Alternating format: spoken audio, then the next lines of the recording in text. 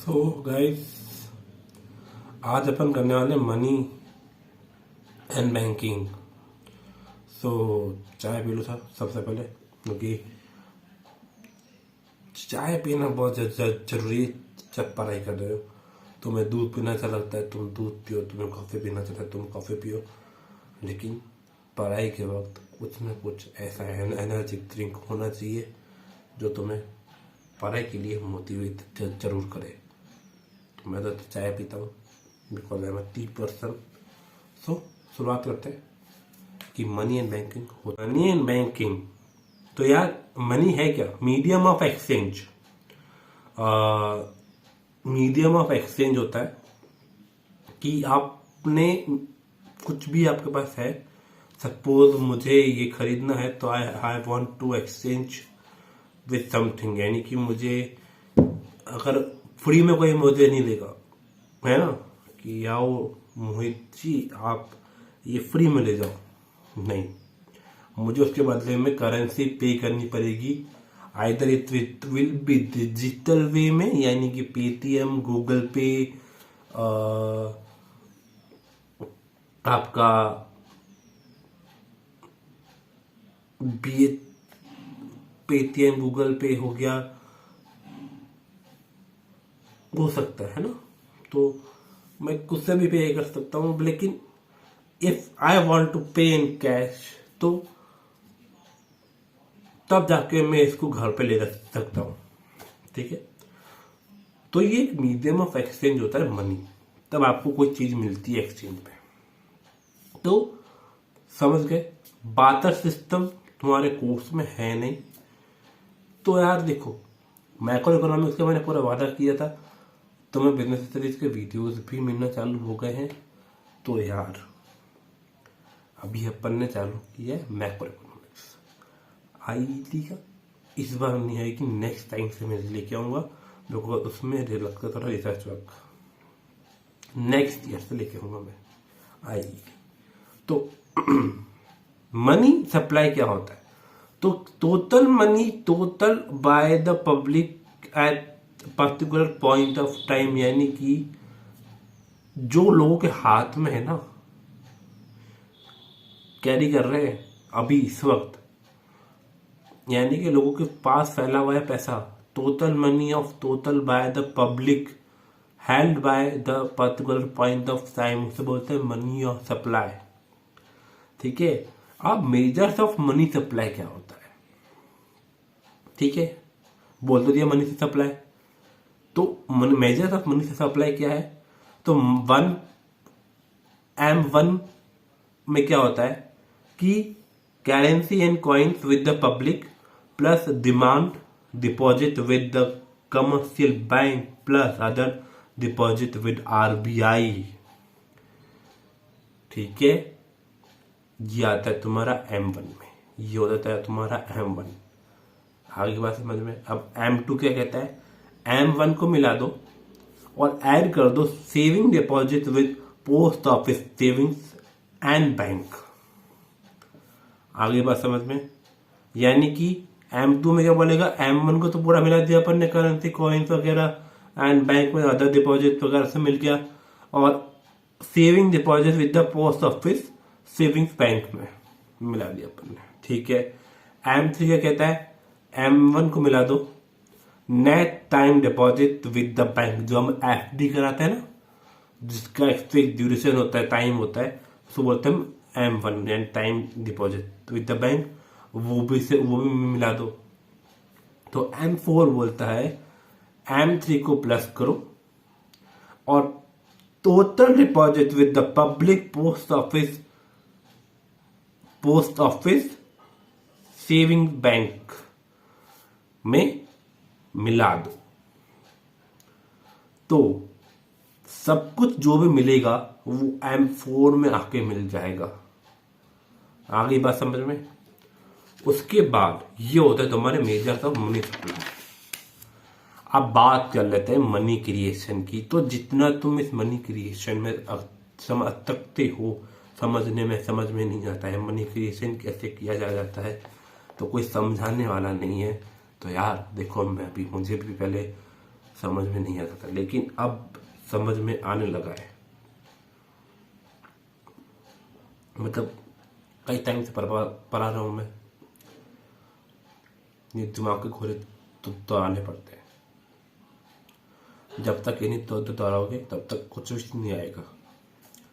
तो होता क्या है, initial deposit loans and cash reserve ratio, यानी कि तुम्हारा CRR। तो होता क्या है, इनिशियल डिपॉजिट होता है, ठीक है। डिपॉजिट जो पब्लिक करती है, लोन जो एक बैंक देता है, और CRR जो RBI के पास कमर्शियल बैंक को रखना पड़ता है। यहां तक क्लियर हो गया? ठीक है, आगे बढ़ते हैं। जो इनिशियल डिपॉजिट है ना, उसको तो मैं एक तरफ से साइड कर दूं, डिपॉजिट को देखो तो अब अगर CRR जो है 20% है और जो डिपॉजिट है हमारे पास 1000 रुपीज का है, तुम वॉटेवर मान में दिमाग में रख लो, लेकिन अपन ने 1000 रुपये माना है यहाँ पे। तो 1000 रुपये का जो है यहाँ पर, तो हमें 20% का कितना रखना पड़ेगा, 200 रुपये। CRR हमने चुपचाप से RBI को, पूज्य पिताजी को दे दिया, भाई साहब आप रखो, पिताजी आप रखो 200 रुपये, बाकी 800 रुपये हमें दे दो। हमने 800 रुपये लोन के रूप में पब्लिक को, किसी दूसरे आदमी को दे दी। ठीक है, यहां तक समझ में आ गया, काम हो गया। लेकिन अब होता क्या है, बात समझना जरा। मेरा गला थोड़ा खराब है, इसलिए थोड़ी आवाज ऐसा आ रही है, तो ठीक है। 800 रुपये जो है वापस आ गए तुम्हारे डिपॉजिट में। अब जो 800 रुपये आए हैं, वापस हमें CRR मेंटेन करना पड़ेगा। तो 160 rupees will be your CRR, वापस 160 रुपीज CRR में चला जाएगा। 640 will be your loan, then 640 आपका डिपॉजिट में चला गया। क्यों चला गया? क्योंकि वो कहीं ना कहीं किसी के बैंक अकाउंट में गया होगा, उसने ट्रांजेक्शन किए होंगे। बैंक तो बैंक ही चल रहा है ना, समझ में आ रहा है ना बात? ठीक है। फिर जो 640 है आपका लोन के पास कितना, अब 128, 640 is your deposit and 128 is now your CRR and 512 is your loan। तो ऐसे करके ये पूरा चलता रहता है, ठीक है। अब ऐसे में क्या होता है, ये इसकी कोई सीमा नहीं होती है, ठीक है। तो ये अब ऐसा चलता रहता है, तो होता क्या है कि 5000 4000 आपका लोन हो गया और CRR हो गया आपका 1000 रुपये। तो आपने जो मनी क्रिएट किया वो हो गया आपका, डिपॉजिट जो आपके क्रिएट हुए हैं वो 5000 आपका क्रिएट हो गया, लोन आपका क्रिएट हो गया 4000 का, और जो आपको पब्लिक से लोन लेना है, और CRR मेंटेन को जो चल के जो करना है वो करना है आपको 1000 रुपये। अब यहाँ पे आता है मनी मल्टीप्लायर, जो बुक में अजीब से दे रखा होता है, समझ में आता नहीं है। वो क्यों नहीं समझ में आता है? क्योंकि किसी ने समझाया नहीं ना आज तक। तो 1 डिवाइडेड बाय CRR। तो इससे क्वेश्चन बनता है, वो क्वेश्चन क्या बनता है कि एक नंबर में आएगा वैसे तो, नेशनल इनकम से रिलेटेड, कि मनी मल्टीप्लायर का CRR नेशनल इनकम से क्या कनेक्शन है। तो नेशनल इनकम जब इंक्रीज होती है, कमर्शियल बैंक जब मनी मल्टीप्लायर करते हैं, रिकॉर्डिंग है क्या? मनी मल्टीप्लायर करते हैं, तो जो नेशनल इनकम जब इंक्रीज होती है, तो इंक्रीज होती है बाय द कमर्शियल बैंक्स। क्यों? क्योंकि मनी मल्टीप्लायर हो रहा है। कमर्शियल बैंक भर भर के पैसा दे रहे हैं, भर भर भर के, और उससे एक पैसा फैलता है आपकी इकोनॉमी में।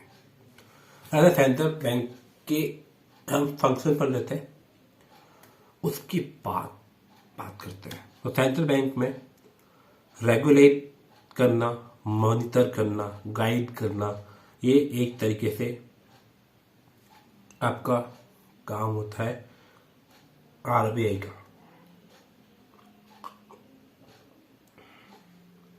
तो करेंसी सूद, मेनली पावर कौन होता है करेंसी सूद करने का?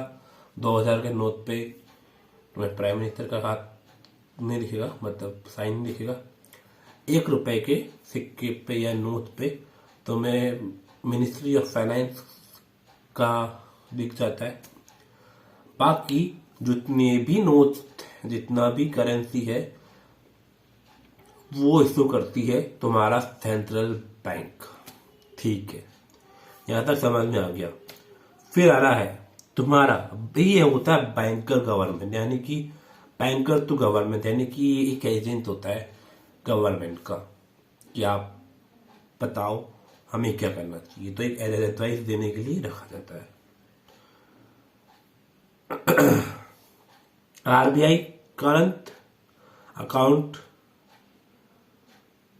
ये जो ट्रेजरी बिल्स होते हैं, ये उनके बिहाफ पे मैंने बताया था, गवर्नमेंट बोलती है कि आप मार्केट से पैसा उठाओ, मार्केट में पैसा फ्लो ही नहीं हो रहा है, तो on the behalf of government RBI उठाती है पैसा, और लोन के फॉर्म में।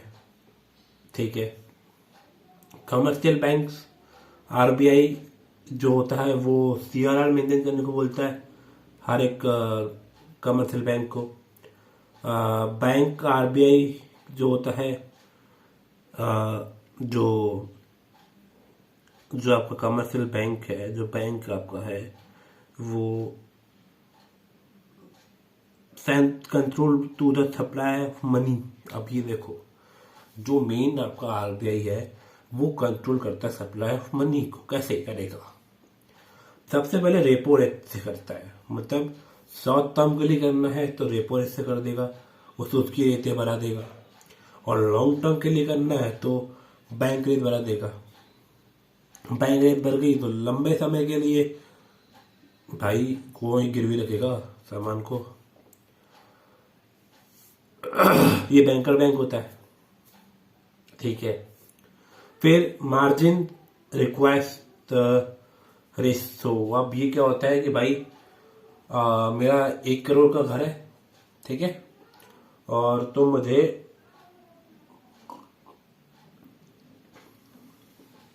पैसा दो। ठीक है, 1 करोड़ का घर है, पैसा दे रहे हैं आपको 2 करोड़ का, तो इस सुबह का सब बराबर तो तुमने। ठीक है, यानी कि गिरवी रख के लोन लेना वाला काम। लेकिन जब ज्यादा ही लोन फ्लो होने लगते हैं तो ये मार्जिन रिक्वेस्ट जो रेशो होता है बढ़ जाता है, आरबीआई बढ़ा देता है कि अब आरबीआई ने हमको बोल दिया है कमर्शियल बैंक के द्वारा कि भाई साहब अब आप नहीं रख सकते, यानी कि 1 करोड़ का मेरा मकान है, उस पर 40 लाख का लोन मिलेगा बस। नहीं, ऐसा काम नहीं होगा। तो हमने कर लिया है मनी एंड बैंकिंग। तो मिलते हैं अगले वीडियो में, तब तक के लिए धन्यवाद। और मैं निपटा लिए, बीएस के भी निपटा लिए। अरे 2023 में अपन 4 देंगे।